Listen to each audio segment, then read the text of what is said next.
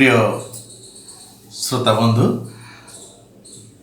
पुणी थरे आम्भमानक प्रेमिक पुणी उद्धारकर्ता प्रिय प्रभु जीशु नाम रे शुभेच्छा जनाए। आमे समस्ते जानू आम भारत सरकार देशर परिस्थिति को सम्मुख रखी प्रथम पर्याय रे 21 दिन लॉकडाउन घोषणा करथिले। पुणी गतकाली आम मानकर प्रथम पर्यायर 21 दिन आमे अतिक्रम करिछु।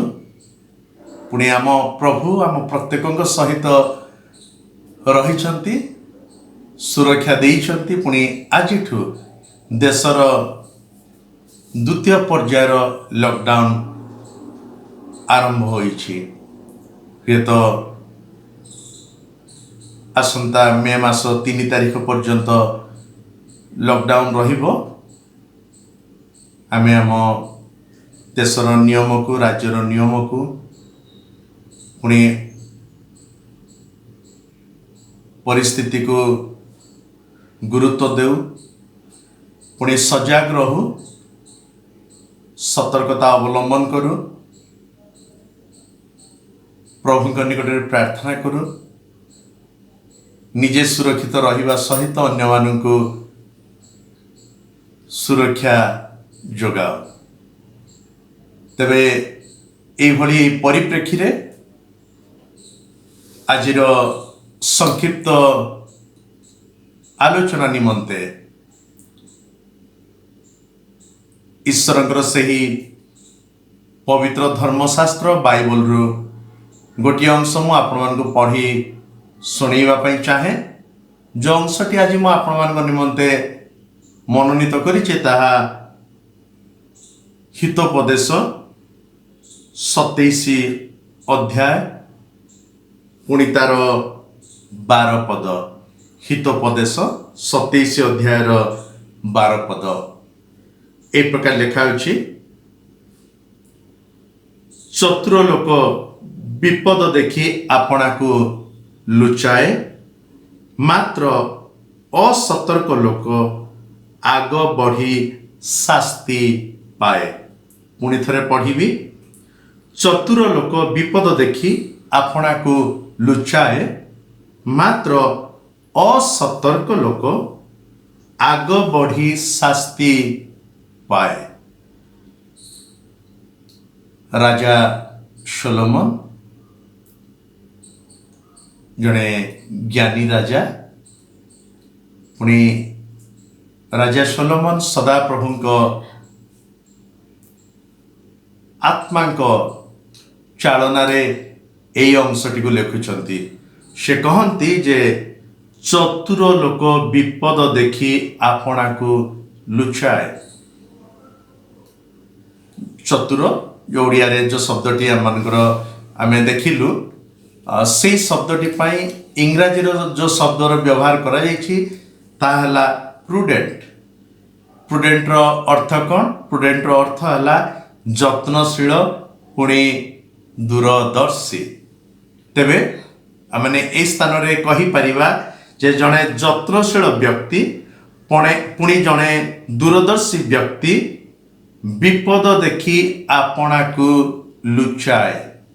किए आपना को लुचाए? कौन देखी ना से व्यक्ति आपना को लुचाए जे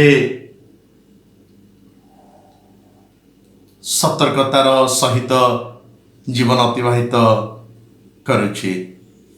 पुणी से व्यक्ति जे कि जत्नशील। कहा पाई जत्नशील?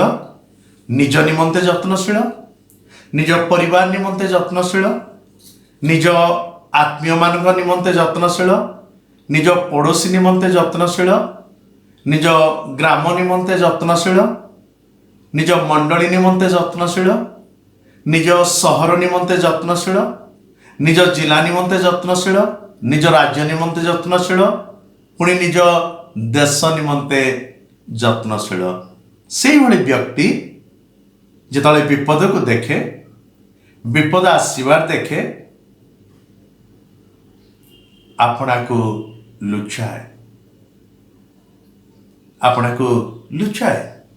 कारण से चाहे से जड़े विज्ञ व्यक्ति, से ज्ञानी व्यक्ति, से दूरदृष्टि संपन्न व्यक्ति से चाहेनी निजको विपदर सम्मुखीन करने, से चाहेनी निजको विपद में पकड़ा किंबा से चाहेनी तारी असावधानता जो तांको परिवार कि तांको मंडली, तांको समाज कि तांको अंचल विपदर सम्मुखीन हेतु ना। कारण से जड़े विज्ञ, कारण से जड़े दूरदर्शी, कारण से जत्नशील। किंतु प्रश्न उठुची आज आम जत्नशील तो? प्रश्न आसुची आज आम दूरदर्शी तो? आजिकार परिस्थिति रे आम चतुरतार सहित कार्य करुछु तो? प्रभु ताहा चाहती, प्रभुंक ताहा इच्छा, प्रभुंक इच्छा जे आमने तांको निकटवर्ती हवा, प्रभुंक इच्छा सकल अमंगल विपद माने रक्षा पाइबा, प्रभुंक इच्छा या माने तांको सहित रही आम जीवन को अतिबाहित करिबा, तांको उपासना करिबा, तांको आराधना करिबा, तांकरी अनुग्रह दया को स्मरण करिबा, यह प्रभु चाहती। तेबे भक्त ज्ञानी शलोमन से आ गोटे कथा लिखती तल धाड़ी रे, मात्र असतर्क लोक आग बढ़ी शास्ति पाए। किए आग बढ़े? जे सतर्क नुह, असतर्क व्यक्ति, जार हुए तो दूरदर्शनर अभाव रही, जे जत्नशील नुह, जे निज पाई चिंता करि पारेनी कि निज परिवार निमंते भी जार चिंता नहीं, जड़े स्वार्थव्यादी व्यक्ति, जड़े स्वार्थपर अज्ञानी, से आग को बढ़े, विपद आड़ को अपना पाद रखे, विपद आड़ को माड़ी चले, तेबे तार परिणाम कौन हुए ना? से शास्ति पाए, शास्ति पाए। यदि आज दिन में आप टेलीविजन यदि ऑन करिवे किंबा कौन सी सोशल मीडिया रे देखिवे, अनेक लोक शास्ति पाउचंती, पुलिस प्रशासन अनेक लोक को दंड दौरान जो माने सतर्कता को अवलंबन करूना, जो माने नियम को मानु ना, जो माने विपदर समय रे निजक लुचाऊ ना, जो माने प्रति अवस्था बाहर को बाहरी पड़ती, अन्य मानक पाई मध्य विपदर कारण हुंती, निजे तो विपद आणती, पुणी अन्य मानक भी विपदर सम्मुखीन करती। किंतु पवित्र बाइबल धर्मशास्त्र आमर भी कथा चेताए जे विपद देखी जड़े ज्ञानी, जड़े चतुर व्यक्ति, जड़े विज्ञ व्यक्ति, पुणी जड़े जत्नशील व्यक्ति आपना को लुचाए। गत दिन मानक मैंने जो अंशटी देखिलु, को स्थान रे धार्मिक जाए लुचे, से मैंने से अंश को जदि स्मरण आनिबा लेखा जाए, सदा प्रभुंक नाम दृढ़ गढ़, पुणी धार्मिक तही को जाई रक्षा पाए, तही मध्य को पलाई रक्षा पाए। तेरे आजिर परिस्थिति रे, आजिर अवस्था मान चतुर्दिगर जदि वातावरण को आम देखा, आसो आमे बुद्धिमान कार्य करिबा, सतर्कतार कार्य करिबा,